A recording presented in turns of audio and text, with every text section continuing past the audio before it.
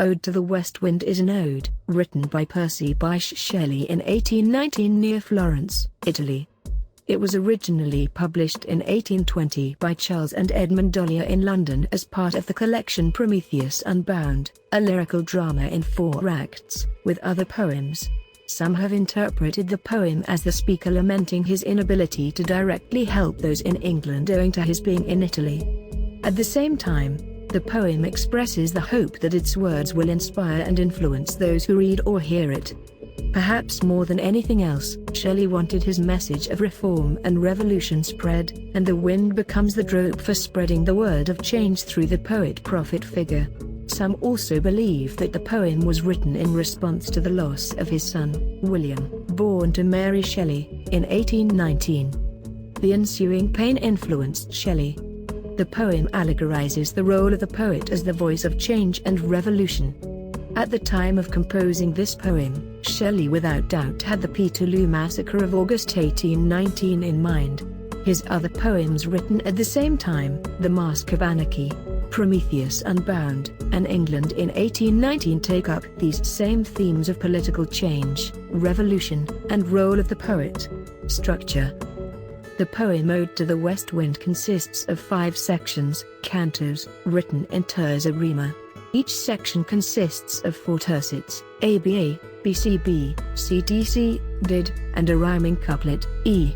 The ode is written in iambic pentameter. The poem begins with 3 sections describing the wind's effects upon earth, air, and ocean. In the last 2 sections, the poet speaks directly to the wind, asking for its power to lift him up and make him its companion in its wanderings. The poem ends with an optimistic note, which is that if winter days are here, then spring is not very far. Interpretation of the poem. The poem Ode to the West Wind can be divided in 2 parts. The first 3 cantos are about the qualities of the wind and each ends with the invocation O hear. The last 2 cantos give a relation between the wind and the speaker. First canto. The first stanza begins with the alliteration Wild West Wind. The form of the apostrophe makes the wind also a personification. However, one must not think of this ode as an optimistic praise of the wind. It is clearly associated with autumn. The first few lines contain sinister elements, such as leaves dead, the aspect of death being highlighted by the inversion which puts dead at the end of the line. These leaves haunt as ghosts that flee from something that panics them. Chariotist is the second person singular. The corpse within its grave in the next line is in contrast to the azure sister of the spring, a reference to the east wind, whose living hues and odors evoke a strong contrast to the colors of the 4th line of the poem that evoke death. In the last line of this canto, the west wind is considered the destroyer because it drives the last signs of life from the trees, and the preserver for scattering the seeds which will come to life in the spring. Second canto. The second canto of the poem is much more fluid than the first one. The sky's clouds are like Earth's decaying leaves. They are a reference to the second line of the first canto, leaves dead. They also are numerous in number like the dead leaves. Through this reference, the landscape is recalled again. The clouds are shook from the tangled boughs of heaven and ocean. This probably refers to the fact that the line between the sky and the stormy sea is indistinguishable, and the whole space from the horizon to the zenith is covered with trailing storm clouds.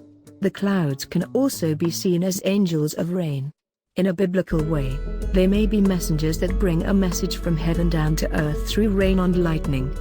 These 2 natural phenomena with their fertilizing and illuminating power bring a change.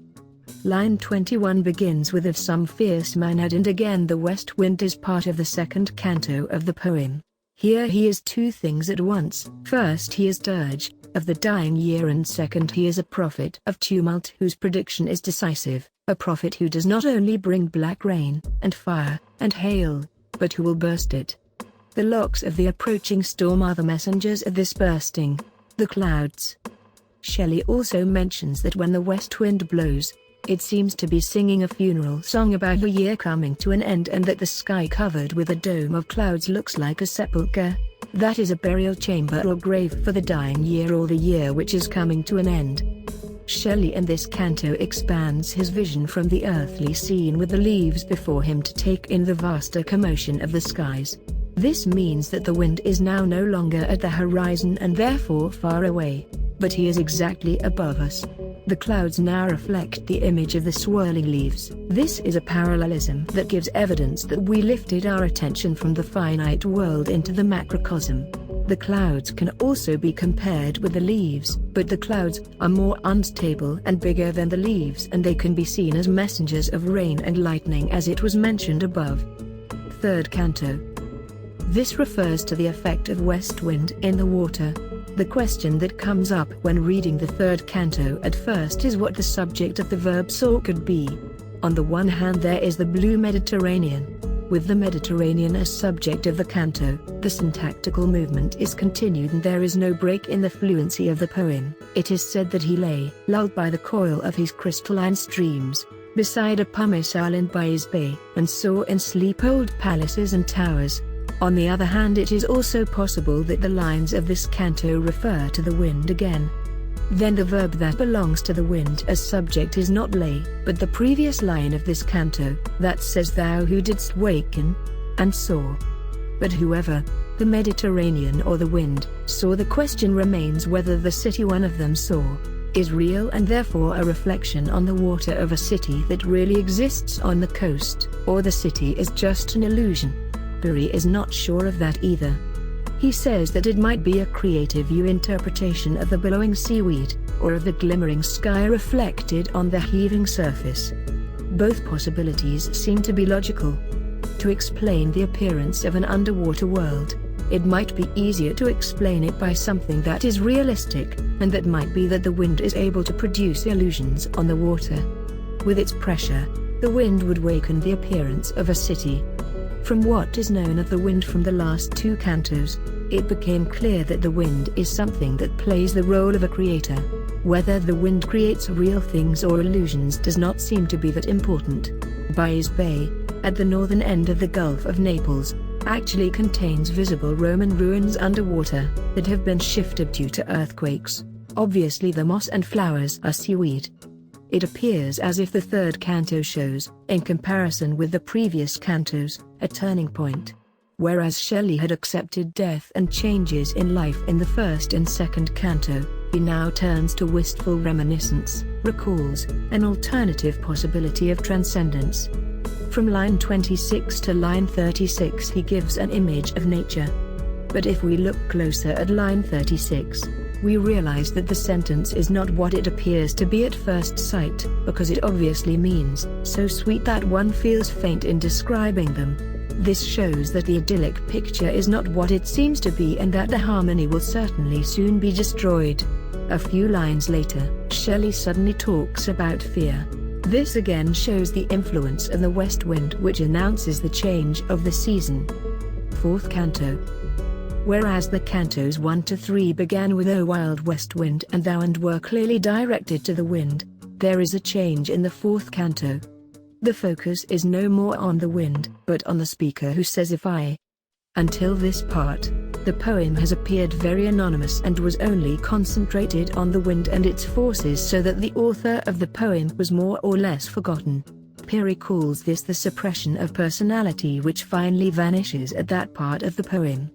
It becomes more and more clear that what the author talks about now is himself. That this must be true, shows the frequency of the author's use of the first-person pronouns I, my, and me. These pronouns appear 9 times in the fourth canto. Certainly the author wants to dramatize the atmosphere so that the reader recalls the situation of canto 1 to 3. He achieves this by using the same pictures of the previous cantos in this one. Whereas these pictures, such as leaf, cloud, and wave have existed only together with the wind, they are now existing with the author. The author thinks about being one of them and says if I were. Shelley here identifies himself with the wind, although he knows that he cannot do that, because it is impossible for someone to put all the things he has learned from life aside and enter a world of innocence. That Shelley is deeply aware of his closedness in life and his identity shows his command in line. There he says, "Oh, lift me up as a wave, a leaf, a cloud." He knows that this is something impossible to achieve, but he does not stop praying for it. The only chance Shelley sees to make his prayer and wish for a new identity with the wind come true is by pain or death, as death leads to rebirth. So, he wants to fall upon the thorns of life and bleed. At the end of the canto, the poet tells us that a heavy weight of hours has chained and bowed. This may be a reference to the years that have passed and chained and bowed the hope of the people who fought for freedom and were literally imprisoned. With this knowledge, the west wind becomes a different meaning. The wind is the uncontrollable who is tameless. One more thing that one should mention is that this canto sounds like a kind of prayer or confession of the poet. This confession does not address God and therefore sounds very impersonal. Shelley also changes his use of metaphors in this canto. In the first cantos, the wind was a metaphor explained at full length. Now the metaphors are only weakly presented, the thorns of life. Shelley also leaves out the fourth element, the fire. In the previous cantos he wrote about the earth, the air and the water. The reader now expects the fire, but it is not there. This leads to a break in the symmetry. Fifth canto. Again, the wind is very important in this last canto. At the beginning of the poem, the wind was only capable of blowing the leaves from the trees. In the previous canto, the poet identified himself with the leaves. In this canto, the wind is now capable of using both of these things mentioned before. Everything that had been said before was part of the elements, wind, earth, and water. Now the fourth element comes in, the fire. There is also a confrontation in this canto, whereas in line Shelley writes me thy, there is thou me in line. This signals a restored confidence, if not in the poet's own abilities, at least in his capacity to communicate with the wind. It is also necessary to mention that the first-person pronouns again appear in a great frequency, but the possessive pronoun my predominates. Unlike the frequent use of the I in the previous canto that made the canto sound self-conscious, this canto might now sound self-possessed. The canto is no more a request or a prayer as it had been in the fourth canto. It is a demand. The poet becomes the wind's instrument, his lyre. This is a symbol of the poet's own passivity towards the wind. He becomes his musician and the wind's breath becomes his breath. The poet's attitude towards the wind has changed. In the first canto the wind has been an enchanter, now the wind has become an incantation.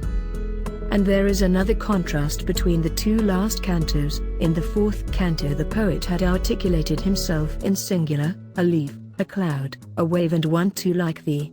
In this canto, the sense of personality as vulnerably individualized led to self-doubt, and the greatest fear was that what was tameless, and swift, and proud will stay chained and bowed. The last canto differs from that. The poet in this canto uses plural forms. For example, my leaves, thy harmonies, my thoughts, ashes and sparks and my lips. By the use of the plural, the poet is able to show that there is some kind of peace and pride in his words. It even seems as if he has redefined himself because the uncertainty of the previous canto has been blown away. The leaves merge with those of an entire forest and will become components in a whole tumult of mighty harmonies.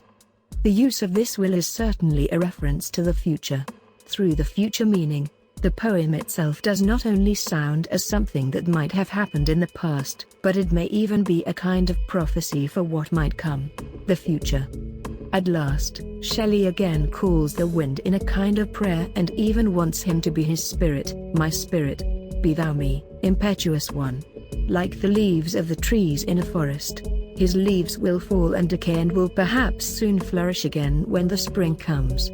That may be why he is looking forward to the spring and asks at the end of the last canto if winter comes. Can spring be far behind? This is of course a rhetorical question because spring does come after winter, but the if suggests that it might not come if the rebirth is strong and extensive enough. And if it is not, another renewal, spring, will come anyway. Thus the question has a deeper meaning and does not only mean the change of seasons, but is a reference to death and rebirth as well. It also indicates that after the struggles and problems in life, there would always be a solution. It shows us the optimistic view of the poet about life which he would like the world to know. It is an interpretation of his saying, "If you are suffering now, there will be good times ahead." But the most powerful call to the wind are the lines, "Drive my dead thoughts over the universe, like withered leaves to quicken a new birth." Here Shelley is imploring, or really chanting to, the wind to blow away all of his useless thoughts so that he can be a vessel for the wind and, as a result, awaken the earth. Conclusion. This poem is a highly controlled text about the role of the poet as the agent of political and moral change.